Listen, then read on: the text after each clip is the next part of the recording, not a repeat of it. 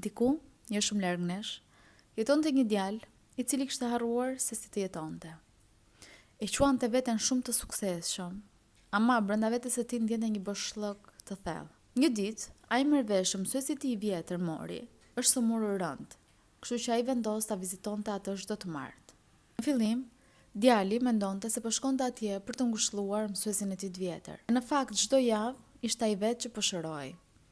Sepse çdo të martë mori, i mësonte atit nga pak për urtësinë, nga pak për dashurinë, e nga pak për guximin se si t'jetonte jetën. Kur flisnin për vdekjen, në fakt ata mësonin si t'jetonin. Kur flisnin për lam të mirën, mësonin se si të ndihesh më fort. Kur erdhi e marta e fundit, nxënësi nuk ishte më frikë as nga humbja as nga jeta, sepse mbante mend sekretin që mori ja kishte përsëritur çdo herë si me magji. Kur mëson si të vdesësh, mëson si të jetosh. Ndaj vetmartat me morin është një kujtesë e butë për çdo shpirt atje jashtë që ka harruar të ndalojë të dojë e të dëgjojë.